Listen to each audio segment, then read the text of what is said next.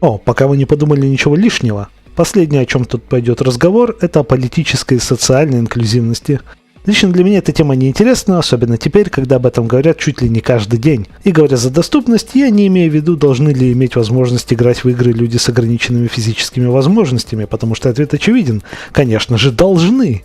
Если то позволяет структура игры, разработчики готовы сознательно расширить рамки управления и визуального ряда игры. Центральная тема этого видео будет сложность игр. Вообще, в последнее время об этом мне и нравится говорить, рассматривая чуть ли не каждую игру в первую очередь через призму сложности. И глядя на индустрию, чаще чем нет, это встает как довольно насущный вопрос. Короткая версия ответа на вопрос, должны ли игры быть более инклюзивными и доступными, будет нет.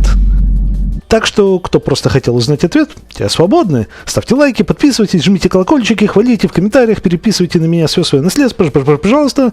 Но если вы все еще здесь и хотите услышать длинную версию, то предупреждаю, путь будет не самым коротким. К сожалению, вынужден признать, что данный вопрос окружает столько идиотизма и спорных утверждений, можно копать и копать. Притом обнулением человеческого интеллекта, к сожалению, занимаются чаще всего люди, которые имеют самый близкий контакт в плане фидбэка. Это игровые журналисты, впрочем, среди рядовых игроков тоже хватает фруктов. В первую очередь, это, конечно, примечательно именно мне в западной игровой среде, там, где эти заявления громче всего и более слышны разработчикам и издателям. Но если какие-нибудь интересные перлы проскакивают и в русскоговорящей среде на эту тему, обязательно напишите потом об этом мне. Тема довольно глобальная, так что без сегментации никуда, притом первые сегменты будут важны для понимания дальнейших, поэтому зайдем издалека. Если заходить далеко, достаточно далеко в прошлое и посмотреть на игры того времени, то все они были намного сложнее, особенно чем игры, которые мы имеем в среднем сейчас. Ах, старые добрые времена! Вы, наверное, сейчас уже думаете о том,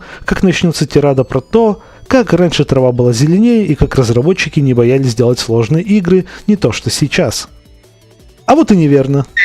Так будет утверждать только типичный геймер-элитист, который отказывается видеть более крупную картину вокруг того, почему игры вообще были такие сложные. Печальная новость для тех, кто не готов снимать розовые очки, но даже игры в те бородатые времена в первую очередь были бизнесом, на котором зарабатывали деньги. Поэтому сложные игры прошлого были в первую очередь таковыми, чтобы лучше зарабатывать в аркадных автоматах. Сами себя монетки внутрь не положат, а право продолжить прямо там, где ты умер, служит отличным предлогом, чтобы потратиться. Особенно если ты близок к победе. А большинство игр именно что проходили тест-драйв в этих самых игровых автоматах, поэтому эта практика была сильно распространена и угодила потом в порты этих игр на домашние платформы. Если лишь вопрос о деньгах, то как насчет тайных тактик и фичах, или об ультимативном помощнике в старых играх-читах? В играх прошлого найти нечто подобное не представлялось возможным, особенно принимая во внимание, насколько комплексные и неочевидные были большинство секретов или кодов. В первую очередь они распространялись через журналы и игровые гайды, то есть если вы думаете, что это только в наше время условно Ubisoft обалдела и фри-то-плейные игры порой не знают границ, продавая прогресс в своих играх за деньги, то вот вам новость. Старые игры также не чурались строить вокруг себя коммерческие пузыри. Если вы хотели пройти дальше или играть лучше, то вам пришлось раскошелиться. Второй хорошей причиной для раздутой сложности в старых играх было иллюзорное растягивание времени игры. Игры даже тогда стоили прилично, и представьте себе, берешь игру и уже завтра прошел. Притом раньше люди только осваивали искусство создания игр, и многие из них были очень примитивными в своей сути. Поэтому как иначе было заставить людей играть дольше и сидеть у экрана. Присунем к этому факт того, что в древности игры покупали чаще всего родители своим детям, то последнее, чего родители хотели бы, так это чтобы их чадо по истечению одного дня приходил с новостью о том, что он уже все прошел, и давай покупай еще одну. Вот разработчики с издателями и подстраивались как могли под то, какой был спрос. Самая удручающая будет здесь третья причина. Кривота самих игр. Старые игры редко могли в себя что-то уместить, каждый кусочек памяти на счету, поэтому многие сюжетные перипетии и прочее оставались за кадром, так же как и вменяемое обучение. Куда чаще всего это отлетало? Именно в мануалы «Необходимое зло прошлого», которое нынче разве что вызовет ностальгическую слезу у некоторых. Но давайте признаем, в них нуждались только старые игры, которые не могли визуально или вербально достаточно хорошо донести информацию до игрока, особенно касательно собственных механик. А уж откровенную ошибку или недосмотр баланса и вовсе было не исправить. Никаких патчей тогда не было. Простыми словами, в старые игры чаще всего было банально неудобно играть, и поэтому с ними было ничего нельзя поделать. Так что все те причины, из-за которых старые игры были сложны, это то, за что сегодня игры ругают все, и хардкорщики, и казуалы. Представьте себе, если бы каждый провальный трай в Cuphead стоил бы вам Ну, где-то 50 рублей, а за отказ платить вам бы пришлось начинать заново целиком всю игру. Или уже уберите все намеки на какой-нибудь туториал в современных играх, где теперь управление и механики особо комплексные, и все действия, которые будут иметь долгоиграющие последствия, не будут иметь никакого вменяемого объяснения или описания. Вот, или давайте представим себе Elden Ring, который все еще будет в среднем занимать, ну скажем, 100 плюс часов на прохождение, но не потому, что в игре огромный мир и куча контента, а потому что в ней осталось только моление, но у нее в 5 раз больше здоровья, в 10 раз выше урон, а у вас только стандартный меч без апгрейдов и бумажные доспехи. Как уже можно понять, магия старых игр относительно сложности на самом деле мало кому нужна, и не зря справедливо подходит скорее под словосочетание пережиток прошлого. Так выходит, что глобальное казуаливание это нормально, и ты не видишь в этом ничего плохого, Зен, могут подумать некоторые из вас после такого разноса. И я скажу да, но только если бы игровая индустрия так и застряла бы в реалиях 80-х и начала 90-х. Исторический экскурс с этого момента заканчивается. Он был важен в отношении нашей темы лишь в отношении старых игр, когда игры были на пике своей сложности. Для реалий настоящего важно будет усвоить совсем другие вещи. Даже больше. Теперь нам предстоит идти от обратного, нежели искать ответ на вопрос, должны ли игры стать инклюзивнее и доступнее. Лучше подумаем о том, нужен ли челлендж в играх. Опять же, коротким ответом будет «да, очень нужен». Но почему я считаю, что челлендж так важен? Почему так важно, чтобы игра бросала вызов игроку? Потому что есть вполне объективные причины считать, что именно челлендж это то, что определяет игры как уникальное интерактивное медиа-контент. Подумайте сами, даже в самой легкой игре на свете, чтобы она все еще походила на игру, нужен минимальный, даже если тривиальный, но все же челлендж. Если от начала до конца игра может быть пройдена при минимальном инпуте от игрока, или вы можете представить себе, что вообще без него при небольших изменениях процесса, то насколько вообще эта игра? Это будет уже, скорее всего, какой-нибудь продукт, который ошибся форматом и более органично бы выглядел в виде книги или фильма. Давайте возьмем какой-нибудь наглядный пример. Чё языком молоть, верно? Представим себе какого-нибудь что-нибудь базовое, вроде битвы с Баузером в Супер Братьях Марио. Добавим яму для показательности, ведь Марио часто надо прыгать, а распиливать. Пример я не хотел бы для краткости.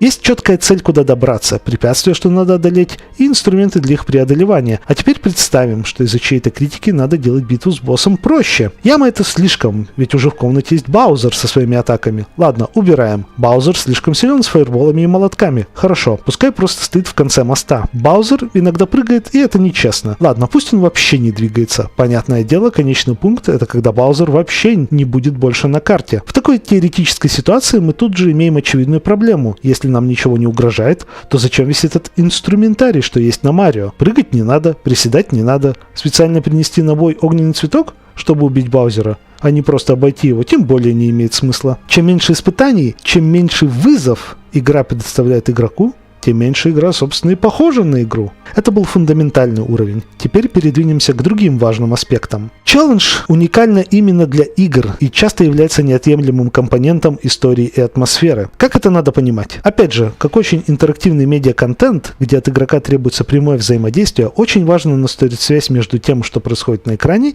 и тем, что делает / переживает игрок. Опять же, игра игре рознь. Но исходя из того, как поставлена сюжетная составляющая, порой иметь соответствующий челлендж – это что-то из разряда необходимого, чтобы игрок проникся атмосферой и имел более тесный контакт с миром игры. Возьмем две игры, которые отлично и просто доносят эту мысль – Super Metroid и Mega Man X. Вообще, сами серии, из которых произошли упомянутые игры, отлично справляются с этой задачей, но эти две самые показательные.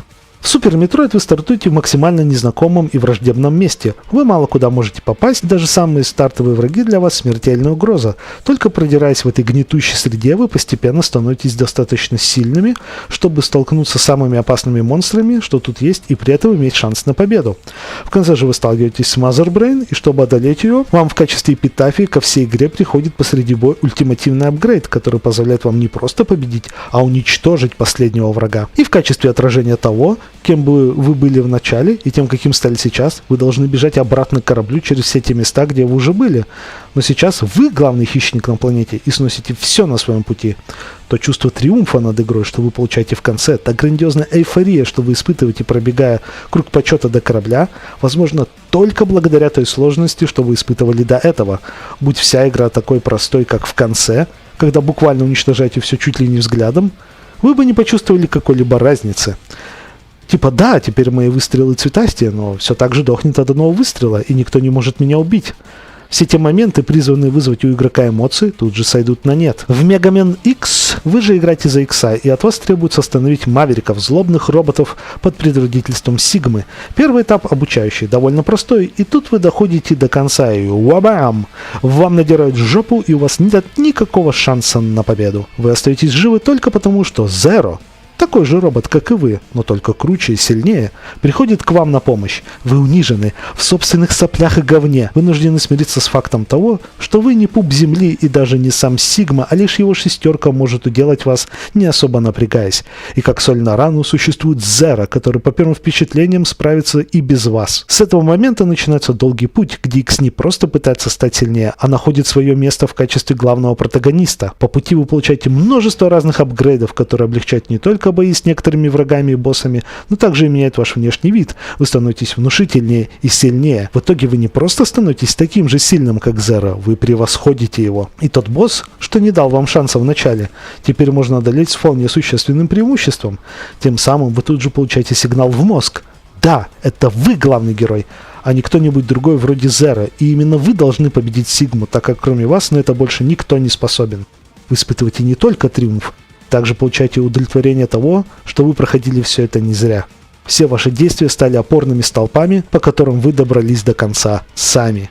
Но уберите все эти элементы. Пускай все апгрейды будут у Икса сразу. Весь этот прекрасный мир повествования и передачи атмосферы за счет геймплея превратится в тыкву. Даже скриптовое поражение в начале будет вызывать скорее недоумение, нежели фрустрацию от своей немощи.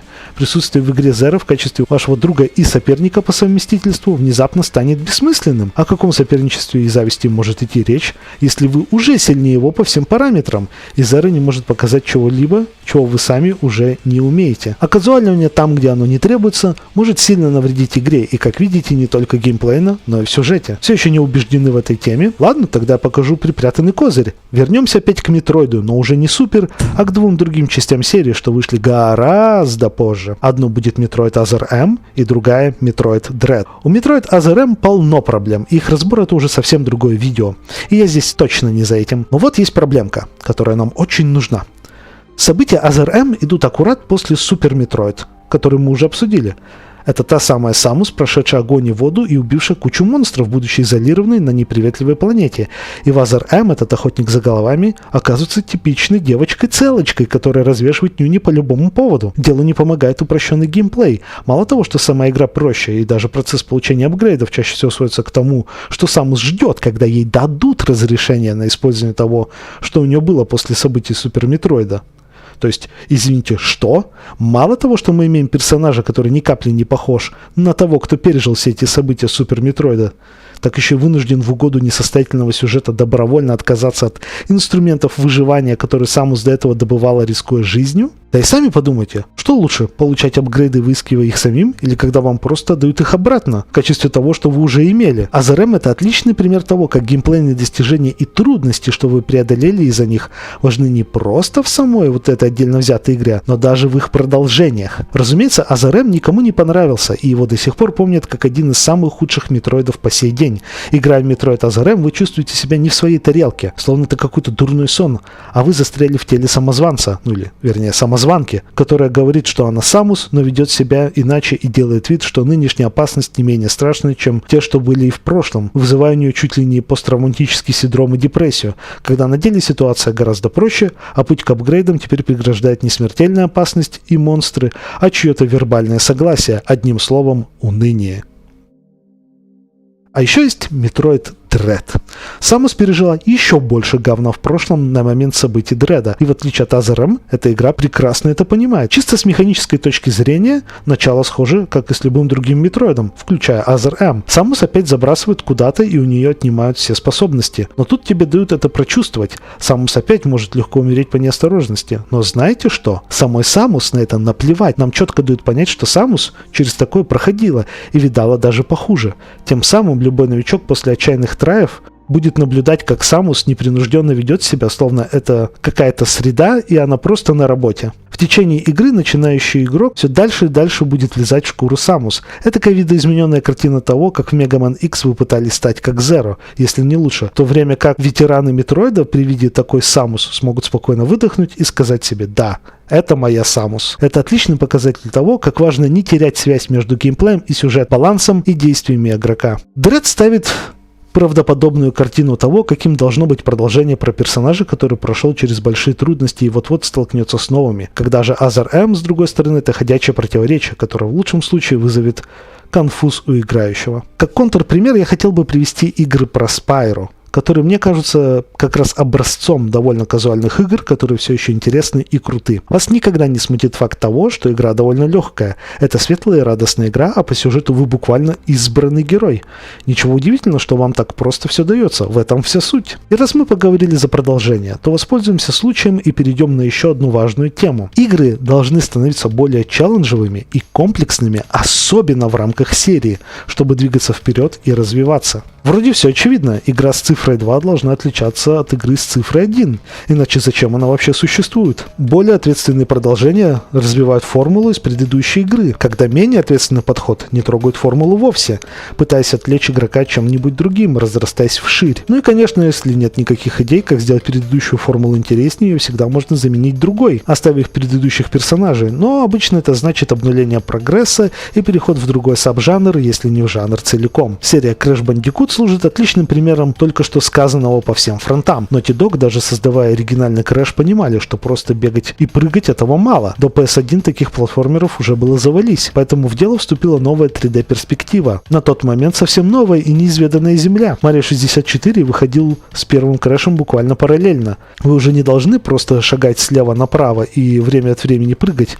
Нет, теперь вы должны были аккуратно маневрировать в 3D, но поскольку большая часть этапов все равно была в 2D, они также придумали свой уникальный предмет постоянного взаимодействия – коробки. Не только в них содержался главный коллектабл игры – Вумпа-фрукты, но и само взаимодействие с этими коробками приводило к уникальным ситуациям в платформинге. Вторая часть пошла дальше, добавив механик в кор-геймплей, вроде слайда, а также новых врагов и коробок для взаимодействия, благодаря чему воспринималось все иначе. Но мы все еще четко понимали, что перед нами Crash-игра, даже если бы титульного персонажа не было на экране. Crash 3 Warped сталкивался со многими проблемами развития и баланса, о чем я говорил не только перед тем, как приступить к Crash, но также за механики и как важно, чтобы вызов в игре им соответствовал. Crash 3 – образцовый пример того, как игра скорее растет вширь, нежели развивается дальше. Это все еще шикарная игра. Не поймите меня неправильно, но обратите внимание, как много в Crash 3 гиммиков, которые в итоге никак не касаются кор-геймплея. Катание на тигре, водные скутера, динозавры, полеты со стрельбой, гонка на мотоцикле, плавание под водой. Как только персонаж попадал на эти уровни, все то, что мы имели в первых двух частях, уходит, уступая место чему-то другому. Да, Crash 1 и Crash 2 тоже имели гиммик уровни, но просто обратите внимание, насколько велика разница в соотношении. Именно в третьей части фокус явно сместился. Удивительно еще то, как кор-механики тоже получили два значительных апгрейда, вроде двойного прыжка и супер-круговорота. Но они были слабо имплементированы в игру, и все еще можно было спокойно пройти, сделав вид, что этих апгрейдов нет. Помните, как я говорил за Марио, и что если нет никаких препятствий, то зачем ему этот инструментарий, что у него есть? Вот тут схожая ситуация с апгрейдами для основных механик. Про Вумпа-базуку и другие апгрейды говорить вовсе не приходится, так как у них еще более специфичное применение. Если вы думаете, что это все еще не так плохо, то просто задумайтесь о том, в какой стагнации была франшиза, когда Naughty Dog ушла. Серия Crash банально потеряла свою личность. Не зная, как развивать кор-геймплей, разработчики менялись, но никто не мог понять, что делать и что добавить. Они вставляли новых персонажей с совсем другим геймплеем или меняли жанр на какой-нибудь другой вроде экшена. И только в 2020 году кто-то наконец додумался, что делать, и они это отлично понимали, поскольку даже дерзнули поставить цифру 4, как если бы ничего до этого не было. И отгадайте, что было взято за основу и почти никогда не уступает место. Тот самый геймплей из Crash 2, которому приплюснули двойной прыжок из Crash 3. И они не стали пытаться чем-то его заменить. Они добавили к нему еще больше элементов. Намного больше.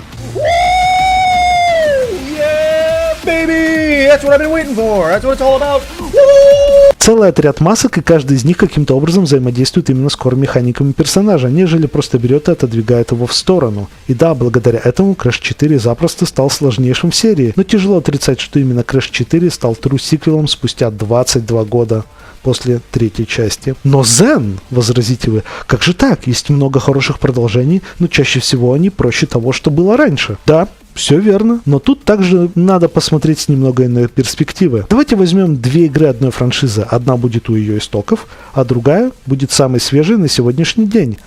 А именно Супер Братья Марио и Марио Одиссе. Отдадим их в руки тем, кто будет испытывать самые крупные проблемы с сложностью игры. Думаете я про казуальных игроков? О нет. Даже казуальные игроки порой забывают, что не они нижняя черта потребителей игр. Ведь всегда есть те, кто раньше вообще никогда игры не видели и даже в руках геймпад не держали. Какой-нибудь условный ваш младший брат, который в принципе еще мало знает о мире и уж тем более об играх, или ваша подружка, которая никогда и не интересовалась играми вовсе. Как по-вашему, если вы начнете объяснять, как играть в оба этих Марио, с какой из двух игр у них возникнут наименьшие сложности? Ага, я вижу этот блеск у вас во взгляде. Разумеется, старый Марио. Несмотря на то, что он считается в целом более сложной игрой, нежели Одиссе. Все, что требуется для Супер Братьев Марио, это понимать, что можно прыгать и бежать направо, иногда собирая паверапы из платформ, что позволяет вынести на удар больше. А начнешь объяснять базовое управление в Одиссе, то мало того, что придется повторить то, что я уже объяснил выше про первого Марио, так надо будет еще и рассказать про шляпу, как надо ею воровать способности, а еще есть Гранд Паунд, чтобы разбивать платформы под собой. Там,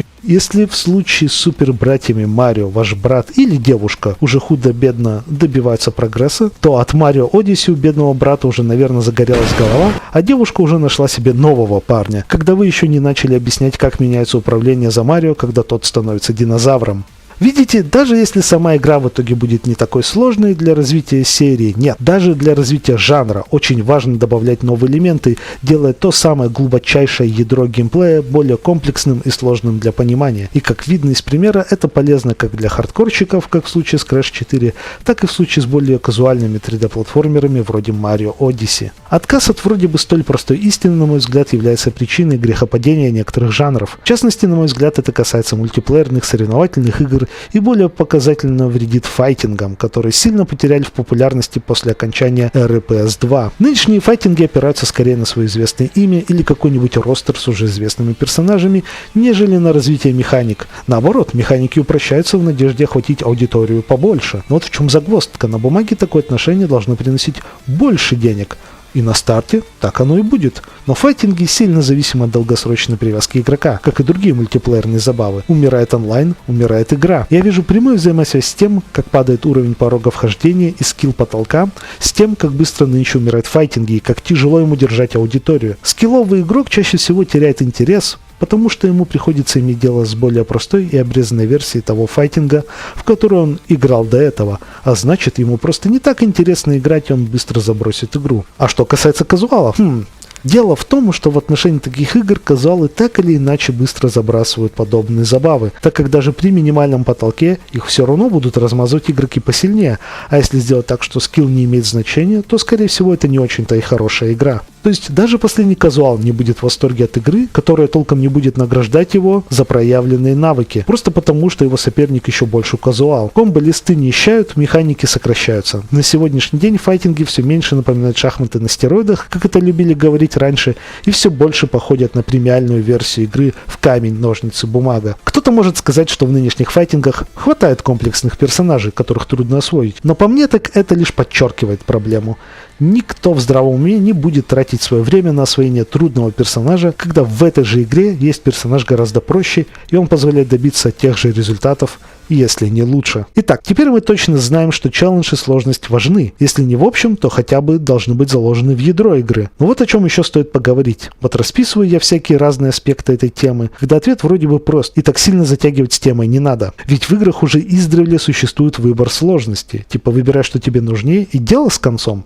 Зачем тратить столько времени на очевидное, лул? Знаете, тоже ведь довольно интересная тема. Дабы не сильно углубляться и не растягивать без того уже большое видео, приступим сразу к делу. Лично мне на самом деле все равно, есть ли у игр выбор сложности или нет. Меня устраивают оба варианта, при условии, что к этому подошли ответственно. Опять же, некоторые жанры тяготеют к наличию выбора сложности, когда другие в этом не нуждаются. Выбор сложности есть у большинства игр, и единственной проблемой обычно бывает тот факт, что, скорее всего, именно одна из сложностей была протестирована адекватно, потому что с ней и велась разработка. Ведь давайте признаем очевидное. Большинство игр с наличием выбора сложности, особенно если их больше 3, не прорабатывались отдельно, ведь это буквально в шаге от того, чтобы держать в уме баланс сразу нескольких игр, отчего имеем довольно обыденную проблему. Скорее всего, полярные стороны выбора сложности плохо отбалансированы и что-то явно упускают из виду, что скажется как на опыте казуалов, так и хардкорщиков отрицательно. Типа да, вот сейчас я выберу легкий режим, а насколько проще игра станет? А если сложный режим, то насколько сложнее она будет в действительности? И я уж не говорю, насколько порой эффективны и неинтересные инструменты, которыми этих сложностей добиваются. Разумеется, бывают очень хорошие исключения, где у врагов не просто наобум меняется количество здоровья и показатель урона, а они реально умнеют, или более продвинутые версии врагов появляются раньше по игре. Поэтому даже когда выбор сложности есть, я бы всегда ратовал за то, чтобы подчеркивалось, под какую сложность игра затачивалась изначально. Обычно не имеет выбор сложности игры в лагере RPG или там, где есть роуглайт элементы, а все потому, что у них чаще всего есть свои встроенные механизмы определения сложности. В RPG, если ты напоролся на место, которое не можешь пройти, иди выполни сайд-квест или найди эквип получше, ну или совсем крайний вариант, иди по гринде. В играх с роуглайт элементами и того понятнее. Когда игра начинается, то она неприветливая и намеренно сложная, но вы понимаете, что это лишь ваша отправная точка, и чем дальше, тем проще будет становиться. Есть игры, которые пошли еще дальше, вроде Vanguard Bandits. У этой игры есть банально несколько рутов, под которыми на самом деле маскируются уровни сложности. Помните, что я говорил? Как держать в уме несколько сложностей, по сути, потребует создания нескольких версий одной игры, если подойти к этому серьезно. Вот это тот самый момент. Вы сможете пройти даже игра из Woonrock плохо, но это даст вам соответствующий другой контент. Разумеется, чтобы не кривить душой, стоит признать, что за плохую игру вы, скорее всего, получите ужаснейшую концовку в истории тактических RPG. Но чем не хорошая мотивация для перепрохождения? Но для меня даже отсутствие выбора сложности не панацея. Иногда внутренние механизмы тоже могут все испортить. Обычно в этих играх заложен тот факт, что игрок должен суметь сделать игру проще для себя благодаря продвинутым тактическим маневрам или эксплорингу, то есть игрок должен чувствовать, что это заслужено. Но порой разработчики забывают об этом и дают слишком простое решение. Представьте себе, если бы какой-нибудь условный Экскалибур не надо было искать или ковать, а просто уже лежит у вас в кармане из-за DLC или достается по сюжету автоматом. Почему это проблематично для всех? Так как лишает чувства того, что именно ты добился этого. Да, конечно, можно проигнорить такое и не обращать внимания, но это противоречит философии данных игр, где ты пытаешься изо всех сил преодолеть игру всеми возможными способами. Или, например, когда комбинации классов и самые лучшие способности лежат на поверхности, из-за чего все остальные классы становятся не нужны. И вот теперь, опираясь на все то, что мы обсудили, пора копнуть глубоко. Очень глубоко. В самую грязь. Те самые высказывания игровых журналистов и не только, которыми я пугал вас вначале. Выкопайте меня кто-нибудь отсюда потом. В это путешествие на дно мы отправляемся вместе. Хоть некоторые случаи я помню сам, но добрую часть из них я найду лишь в ходе составления этой части текста. Думаю, отличный завершающий этап, в ходе которого, наконец, станет понятно, должны ли игры стать инклюзивнее и доступнее. Первый случай, который я хотел бы вспомнить, касается нашумевшего момента, когда игровой журналист из GameBeat толком не мог пройти даже обучение в игре Cuphead. Кадры этого действия вы видите прямо сейчас. Напоминаю, если непонятно по видео и вы не играли в Cuphead, в обучении нет врагов. Все написано прямо там, в игре, на экране, что делать и как пройти. Но даже так журналист все равно не мог толком ничего поделать. И потом, разумеется, виноватым в этой ситуации, по мнению журналиста, была игра. Это живое доказательство того, что никогда, ни за что в жизни не получится сделать игру для всех. Всегда найдется тот, кто не сможет выполнить даже банальнейшее, простейшее действие. Даже если тебе его подносят на блюдечке и у тебя нет даже условия поражения. В попытке подстроиться под кого-то вроде этого человека привело бы к полному разрушению структуры игры и уничтожению механик целиком. И пока я искал тот случай про Cuphead, который я еще сам помню, то удалось откопать также ужасный ревью по Mass Effect от того же игрового журналиста, который играл в обучение Cuphead, Дина Такахаши, где он испытывал большие сложности с игрой, но потом, как оказалось, он не имел понятия, что в Mass Effect можно было апгрейдить навыки. Разумеется, виноватой была опять же игра.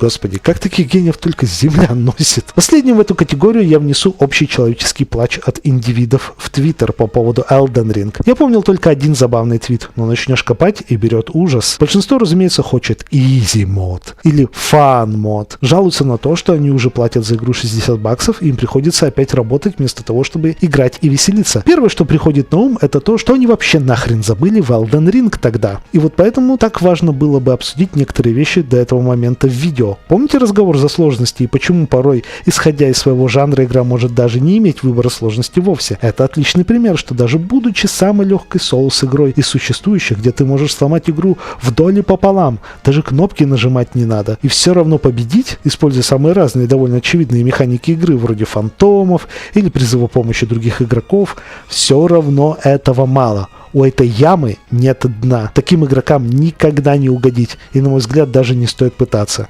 Не хватало еще, чтобы разработчики при работе над игрой в 100 часов, потом, наконец, добив все основные вещи, еще потом с год сидели над ней и думали, как бы нам сделать ее проще, а то вот люди жаловались, что слишком сложно. Да эти плакальщики могли бы просто сами себе поставить свой фан-мод или изи-мод. Моды и читы все-таки придумали не вчера. Некоторые люди буквально отказываются думать вне своего пузыря комфорта. Далее у нас есть скипальщики. Довольно свежее событие. Kotaku написали о том, как хотят, чтобы в Психонавтах 2 была возможность скипать боссов. Видали этих людей? Плюс они еще также были недовольны опцией неуязвимости в игре, что уже перекликается с предыдущей группой людей, но сосредоточимся на скипе контента. Вот вроде бы все очевидно. Кто в здравом уме хочет меньше контента от своей игры и тем более скипать такую важную вещь, как босс? Зачем вообще играть тогда? А что делать с сюжетными моментами? Боссы часто ведут диалоги прямо посреди боя. Желание скипать контент нормально, на мой взгляд, только в одном случае, если вы уже все видели и прошли, и вам просто хотелось бы переиграть какой-нибудь другой момент, который находится неподалеку от того, что вы собираетесь скипнуть, поэтому такая опция бы не помешала. Но если ты играешь первый раз, контрпродуктивно, даже ладно, представим себе безумную ситуацию, где тебе плевать на сюжет и на саму битву, но даже это глупо и сделает только хуже. По эффекту домино вы будете пропускать больше и больше, скипать чаще и чаще, особенно если барьером была сложность. Боссы, особенно ранние, чаще всего это часть глобального процесса обучения. Пропускать одного, сложнее будет иметь дело со следующим. А если примерить на другие жанры, то и вовсе невообразимо представить, как такое будет играться. Пропустить контент в какой-нибудь Metroidvania равносильно добровольной кастрации. Конфуз будет нарастать, а желание играть падать и падать. IGN тоже отличились, как же без них? В ревью игры Pixel Junk Side Scroller автор IGN сильно поругал концовку, и по меркам журналистов финальная оценка, разумеется, была низкой, 6,5, но концовка, которую он описывал, совпадала лишь с казуальным режимом прохождения, и вместо того, чтобы признать, что он казуал и ставит оценку сугубо по казуальному прохождению, потому что не способен пройти игру на сложности выше, чтобы увидеть остальной контент и другую концовку, он откровенно соврал, что проходил игру на нормал, а сам втихую удалил ту часть ревью, где он разругал игру за концовку казуального режима. И, к сожалению, эта проблема куда хуже тех, что были выше, или вернее, как она объединяет в более общий пузырь всю эту грязь. Те люди, что просят игры стать проще, чтобы они были доступнее, чтобы каждая игра была веселой для всех и критикуют в первую очередь за сложность, это эго-маньяки с огромнейшими комплексами, которые лучше удавятся, чем признать, что это косяк за ними, а не за игрой. А вся речь про доступность и инклюзивность — это банальное прикрытие этих самых комплексов. Самое страшное, когда понимаешь, что чаще всего за такие казусы ответственны игровые журналисты, которые ближе всего находятся к разработчикам из групп людей, что играют и высказывают свое мнение по играм. Благо, конечно, что их меньше и меньше воспринимают всерьез, но, к сожалению, это до сих пор так. И ведь мнение этих людей отражается на всяких агрегаторах и общих оценках, на что нет-нет, но все-таки обращают внимание и люди. Ну все, вроде бы через грязь продрались. Можно было найти гораздо больше,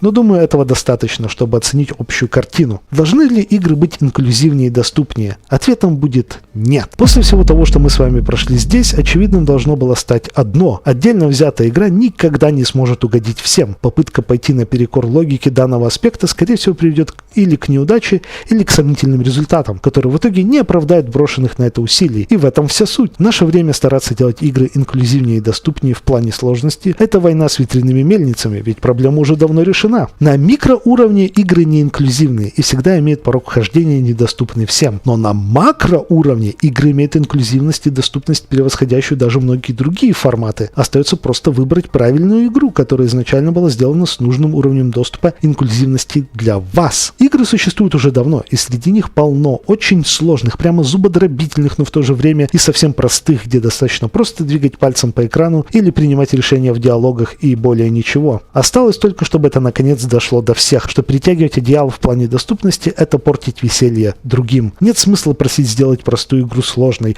а сложную игру простой. Возьми простую игру сразу и не лезь туда, куда не просят. Все вроде бы так просто, но почему некоторые люди в погоне за простотой сами усложняют себе жизнь? С вами был ZenForce, и мы увидимся в следующем видео. До скорого!